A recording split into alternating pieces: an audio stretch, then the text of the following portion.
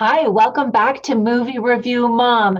Thanks for spending a few minutes with me and take one of those minutes to subscribe, like the video, and ring that little bell and it'll notify you every time a new video is uploaded, which is almost every single day. This is a really fun time of year because so many movies are coming out. And today, the movie I'm reviewing is I'm Your Woman. The movie released already in theaters December 4th, but it will now be available on Amazon Prime starting December 11th. So that's this week. So you'll get a chance to see it if this sounds good to you. So, my goal at Movie Review Mom is to give you the heads up on content as well as film quality so you can decide whether or not you think the movie is worth your time and your money. All right, let's get to it. The movie is rated R. It's 2 hours long. And the movie review mom grade I'm giving it is a B minus. And I'm going to explain why. First, in a nutshell, the movie is directed by Julia Hart, along with writing credits. It's a crime drama that stars the star from The Marvelous Miss Maisel, Rachel Brosnahan, who's fantastic in that series. I really enjoyed season one. Season two, I thought, was a piece of art. It was fantastic. And she definitely deserved, and the show deserved all of the awards that it received.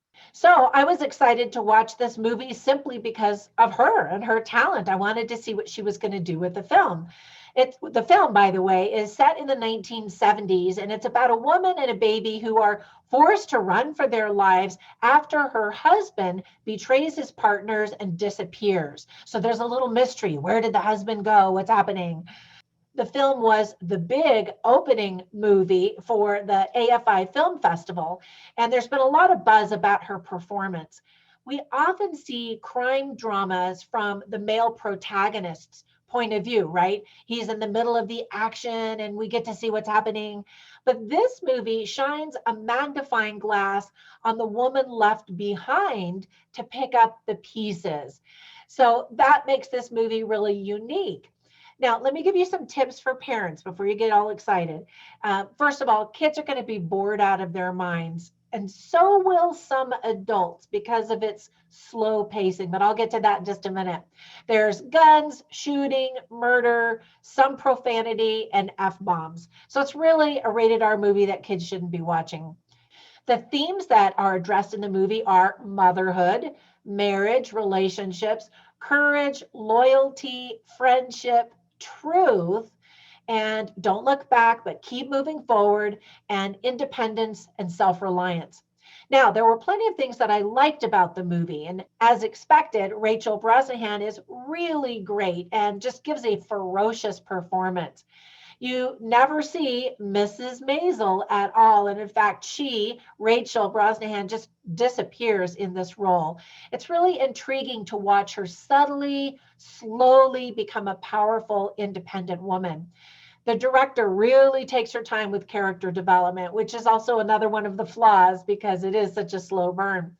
The talented cast also includes Arinze Kane and Marcia Stephanie Blake, and they were both really great.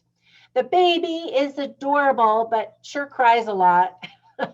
I know babies do that.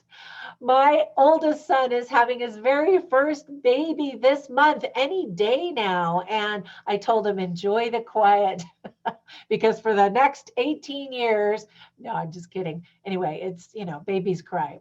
But the baby really was cute. The set pieces and costume design really take you back to the 1970s. Now, there were a few things I didn't like. First of all, just like the protagonist in the story, we're all waiting for something to happen. We all have a lot of questions. We're all wondering what's going on. And this slow burn can become repetitive, and they could have easily cut some scenes, I think, to improve the pacing because you're just really literally sitting around waiting for something to happen or questions to be answered.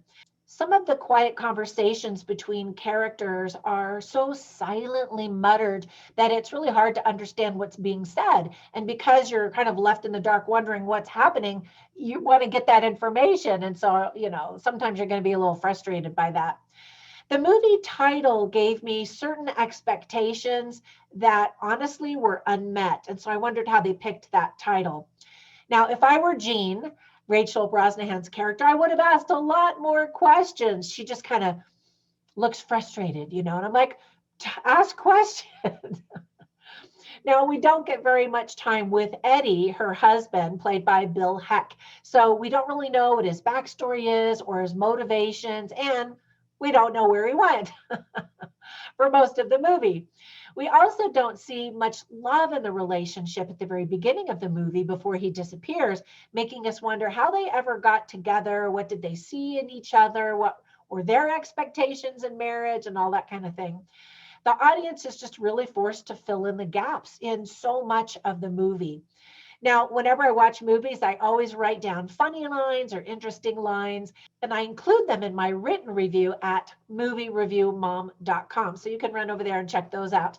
But one that I just thought was funny was spoken by Cal, who's played by Arinze Kane. And he and Rachel's character are in a car, and a cop comes over to them and is asking them what's going on.